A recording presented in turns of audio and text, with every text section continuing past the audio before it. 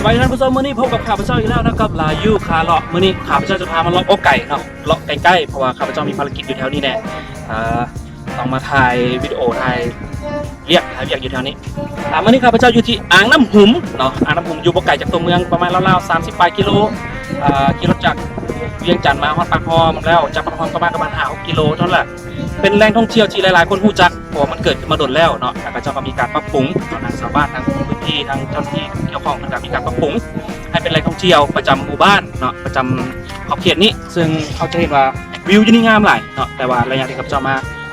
ตอนนี้น้ำแห้ง น้ำแห้งแต่ก็ยังมีเรือแพให้นั่งชิวๆนั่งจิบนั่งจิบนั่งดื่มนั่งกินอาหารชิวๆเบิ่งตะวันตกดิน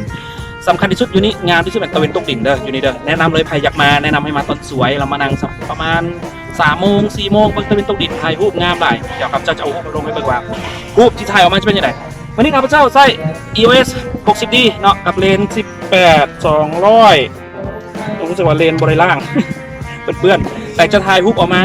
ให้ท่านผู้ชมเบิ่งว่าวิวจะงามสักไหนต้องติดตามกัน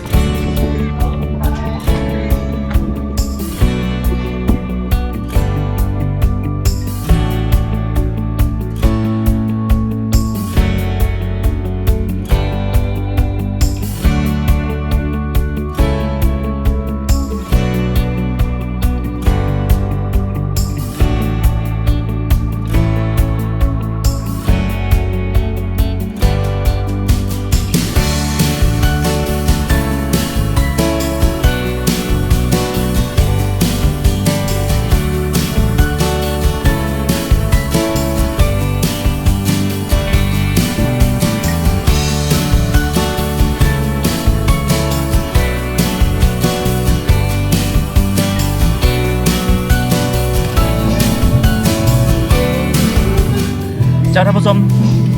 ผู้ใดที่ได้มาอ่างน้ำหุ่มเนาะอาจจะลืมแวะมาลิดมานั่งเงินแพ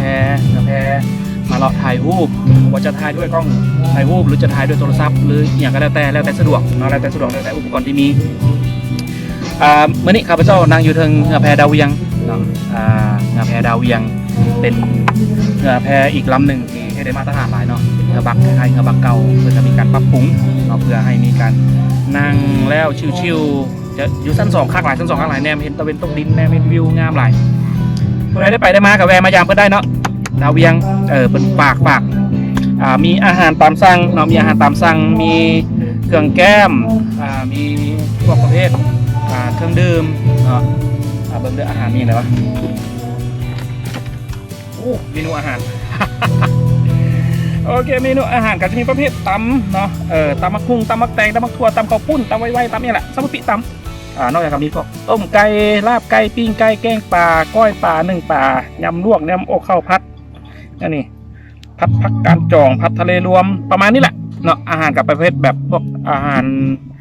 รทั่วไปเนาะของแก้มแต่ว่ารสชาติโอเคอยู่รสชาติโอเคมื้อนี้บ่ได้มาซีมอาหารก็เลยว่าบ่ได้สั่งอาหารเนาะก็มีแต่ซีจิบหน่อยนึงนั่งเบิ่งตะเวนตกดินถ่ายรูปแล้วเจ้านายก็สิออกกลับเพราะว่าต้องไปปฏิบัติภารกิจต่อเอาเป็นว่าสำหรับท่านใดที่ไกลไปไกลมาอย่าลืมมาแวะอ่างน้ำหุ่มได้เนาะมาแวะยามเงินแพดาวเวียงได้เนาะหรือว่าสิมาแวะนั่งชิวๆอยู่เรือแพอยู่ลุ่มก็ได้นั่งถ่ายรูปได้พาครอบครัวมาลินแบบครอบครัวได้สบายหรือใครที่มักแบบแคมปิ้งใครที่มักแคมปิ้งมากางเต้นกันอย่างก็ได้แคมน้ำมากางเต้นมานอนชิวๆดังไฟปิ้งบาร์บีคิวกินตอนดึกนอนพักผ่อนสบายเย็นยูนิคกลางคืนจะเงียบหลายเนาะแต่ถ้ามาแนะนำว่าต้องมาแต่หัวเว้นแน่พอได้เบิ่งแต่เป็นตุกดินเนาะแล้วก็แคมปิ้งที่มันไกลๆจากเรือแพเพราะมันจะ